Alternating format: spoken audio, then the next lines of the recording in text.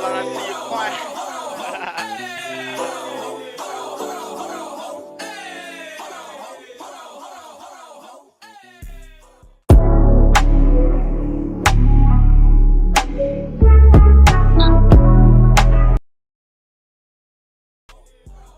y'all, welcome back. This is Lindy and you're watching Lindiorslife and we're back for another one.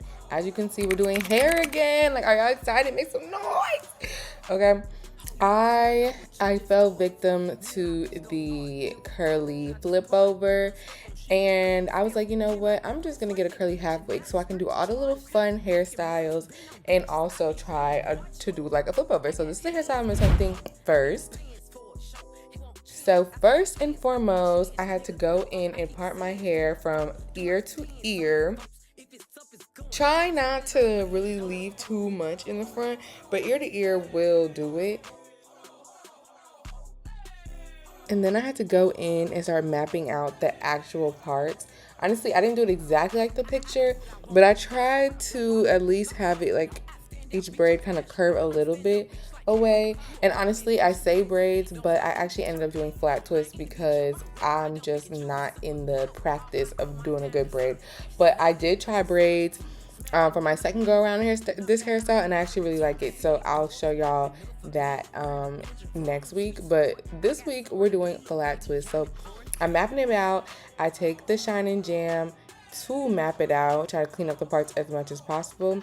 As y'all know, if you'll watch me before, I have a pixie cut and that's overgrown. So it's actually really hard to braid and do like real fun styles in the front. So the flat twist worked out perfectly.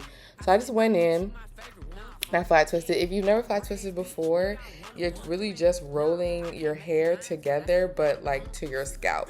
So you try. It actually really isn't that hard. A couple trials. It's better than braids. So just try it out and let me know like if it worked for y'all. But I just mapped it out and I went in and flat twisted each section. And then you want to close off each section with a rubber band. It makes it better in the end. When I first did this, I didn't have rubber bands for each row, but that's something to account. Make sure you have rubber bands for each row.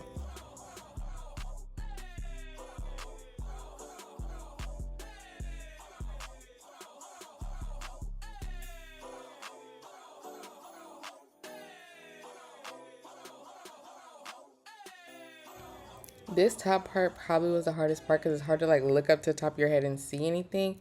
And I could have made smaller parts, but honestly, it worked out perfectly fine.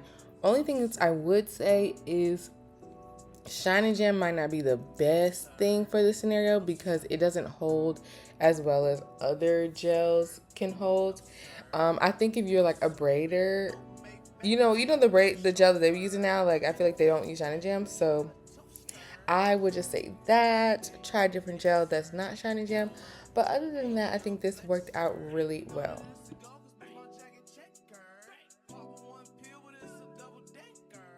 Now that my front is all done, as you can see, nice and crisp and greasy, I put on this wig cap for the back of my head, partially because the back of my head is short, but honestly, you don't need it.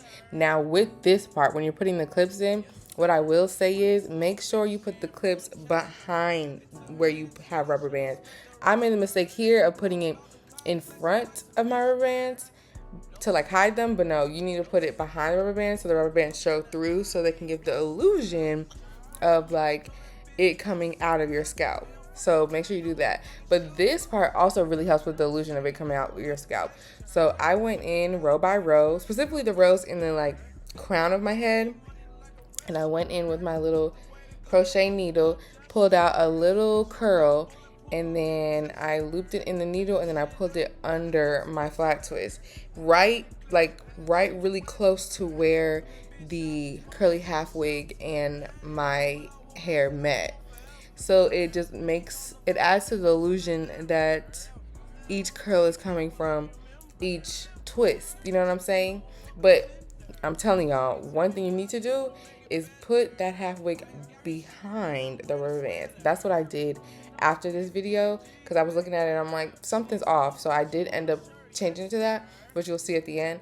But this is what it looks like. So then after that, I went in and I actually shaped the hair with my razor comb. I didn't do that much shaping, but I did do some shaping to make it more of like a round look, because that's how I like my curly hair, to kind of look either round or like a like heart shape. And then I went in with some Nairobi after that. So this is just me showing y'all how I went through the entire crown of my head. Here's me styling with the Nairobi. As you can see, the left side is more styled, and then the right side, I didn't put any Nairobi or foam or anything. So I went in with the foam, and then I went in with the brush, and I just brushed through. And then you gotta make sure you do that curving motion at the end, because it really like locks in the like thicker curls and makes them nice and juicy. So brush through it and then do a little flick of the wrist, smooth it to the end. That's gonna make a good curl. And then after that, I went in like do in some pieces, and I just curled them with my fingers to, you know, add to the dimension of the hair, add some different curls, make it look really cute and juicy.